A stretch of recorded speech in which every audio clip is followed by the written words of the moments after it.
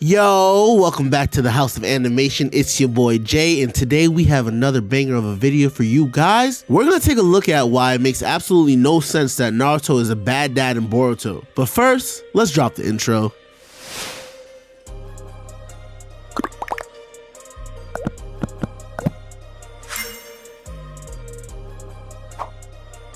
But before we can even dissect our theory as why he's a bad dad, we have to look at three essential things. We first have to discuss his childhood and his relationships, and then we have to look at the role of the Hokage. And lastly, we're gonna wrap it up by taking a look at why it makes no sense. So let's take a step back in time and take a look at his childhood. If you don't remember, on the night that Naruto was born, rain was pouring and God was crying, and the Nine Tails attacked the Leaf Village. This single act would forever change Naruto's life forever. And on that fateful night, a lot of ninjas' lives would be lost, including some characters that are tied to some of the most influential characters in the whole series. And on that fateful night, not only was Naruto sealed with the Nine-Tailed Fox, he lost everything. Imagine growing up in a village where no one ever even notices you exist, and when they do notice you exist, they only remember you in pain and trauma, and they treat you like dirt, when in reality, you should be hailed as a hero. That was the childhood of Naruto, and the main issue and reason why he was the one to revolt at all times. He was revolting just to get attention because he never had that family, so he always wanted to get noticed. It's literally like the story of the little boy who cried wolf, but in this case it's Naruto, the little boy who cried fox. Like, I remember one of the most depressing scenes is when Naruto is leaving the academy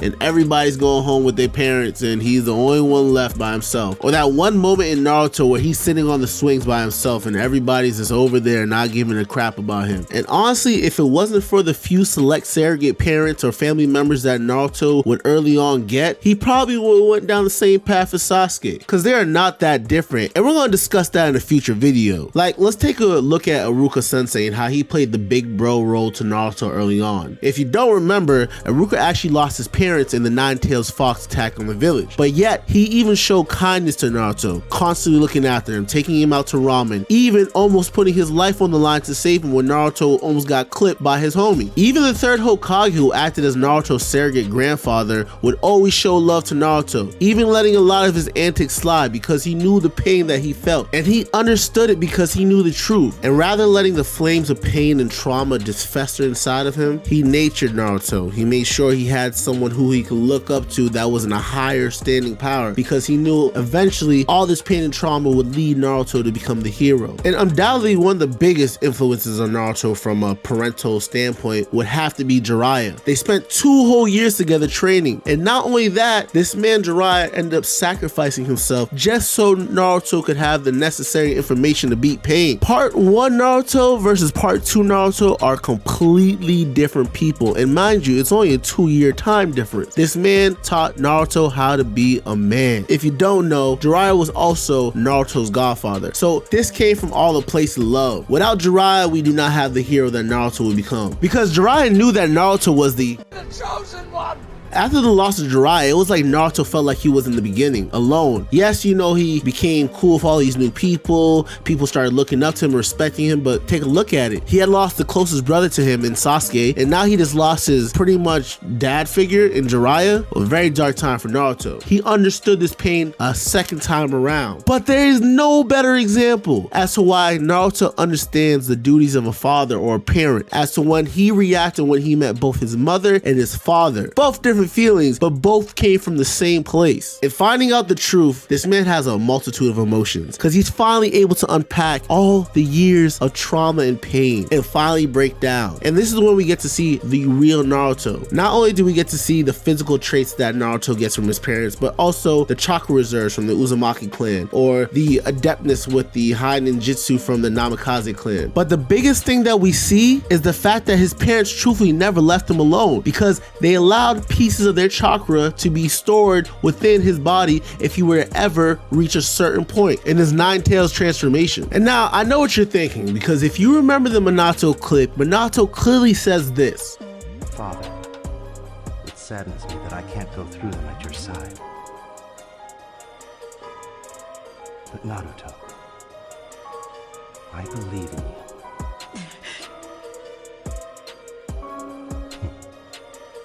With this principle set in stone, Naruto was ready to become the hero of the world, because what kid in the world would not want to have 100% trust and belief from their parents in anything they did in life? That's what a lot of us kids fight so hard for. And with all these values and lessons instilled with him, and granted, only getting to meet his parents for a little bit of time, but he had so many influences of family members that he's met over the course of Naruto, you would think he would transfer into Boruto with the same mentality. Nope. Now, son, I get it. Being an elected official, president, governor, yada yada yada, it's not easy work. It's very tough. You gotta sign mad papers all day. You gotta sit in a comfortable chair. You get people to follow you around. It's tough. It's a tough life. But it makes no sense in Boruto, because outside of Hinata pretty much getting kidnapped, what really happens in the time between the end of Shippuden and the start of Boruto? Not a lot of crazy world events happens, meaning that the ninja world for the most part is in a world of peace, especially Konoha. So when Naruto finally takes over the mantle from Kakashi to become the 7th Hokage, I'm personally thinking it's going to be a representation of the 3rd Hokage, because as I stated earlier in the video, the 3rd Hokage was always outside. That man was outside. Shoot, the 3rd Hokage even came out of retirement to become the Hokage again when the 4th Hokage died. Now, it's always been a running gag in Naruto that the role of the Hokage was to be a certified paper pusher, and we get many examples of Naruto being stuck in the office is doing work, which is cool because that's your job. We're not mad at you for that. But in the first scene that we are introduced to Naruto in chapter 1, we see this man on TV, and during this interview we actually learn that this is a shadow clone.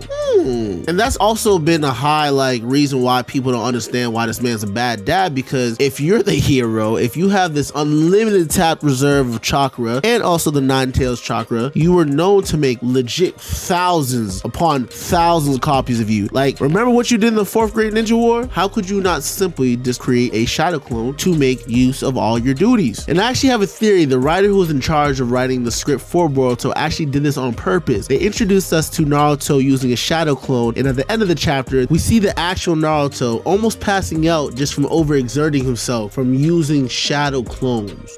This was the same ninja who defeated the god of chakra, but you're telling me he's collapsing from using a couple shadow clones? And even if that was a said case, because the shadow clone jutsu is an A rank class jutsu. Now, if it did take out a lot of chakra from Naruto, why wasn't this represented in the past when the shadow clone was Naruto's main move before he could use the Rasengan? It make no sense. It make no sense.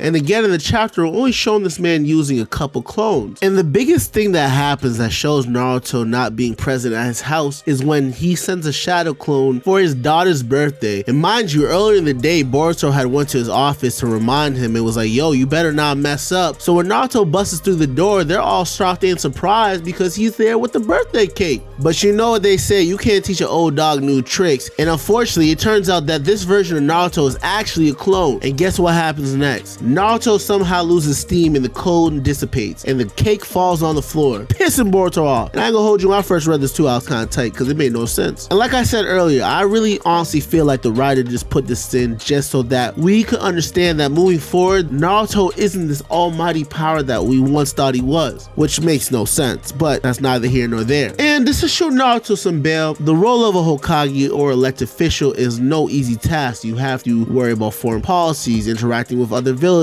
paperwork, making sure that your descendants are safe at all times. So you have to put your priorities underneath your job. But then, like I stated earlier, what was really going on in the world that Naruto could simply just go home? Or even better yet, what elected official that you know of does not have their family living with them in their elected official house? Governors, presidents, princes, all these family members usually reside together with their family. So if an issue is Naruto not being present at home, why not move his family into the Hokage mansion? Shoot, even when Konohamaru was a kid, we always used to see him lurking around the Hokage mansion, and his granddaddy was the Hokage. And I understand that from Naruto's perspective, he has seen the pain in the world. He has answered what people may have looked at as world peace. Being the hero allows Naruto to neglect the fact that by prioritizing the world, he is not prioritizing his home. And by not prioritizing his home, he is not preparing that next era, the next generation, rather entrusting it into some of his fellow classmates or fellow students like Konohamaru, or letting Sasuke become his teacher. Now, the main thing about Naruto is literally passing down inheritance, or in this case, the Will of Fire. We see that from Jiraiya to Minato to Kakashi to Naruto. So entrusting the next generation is not the problem, but the real issue lies is that Naruto is present. Naruto is around. Boruto has that family, but the problem is that they both share this, is they both feel the sense of loneliness or lack of attention. But in Boruto's case, he actually has that dad and that important figure that Naruto did not have, that Naruto had to replace his whole life with. And honestly, one could even argue that Naruto really only started to come around when Kawaki got introduced into the story. Now, with that being said, Naruto is by far not the worst dad in all anime. There's a whole lot of deadbeats on the list we got for you guys coming up. In the beginning of Boruto, Naruto's not really that much of a present dad. He's not there for his two kids, and probably not even there for Hinata. And I understand that everyone understands that Naruto has a sense of duty, but at the same time is what's keeping you from home? Like, we're shown glimpses of what that could be, but that question is never truly answered. And yes, I get it, the threat of an alien invasion, but you faced this before. And I get it, Naruto, you have a sense of duty, but at the same time, you gave up everything so that the world could be a safe place. So what's stopping you from being there for your kids and your family? Not that I know you don't want to, but what is truthfully stopping you?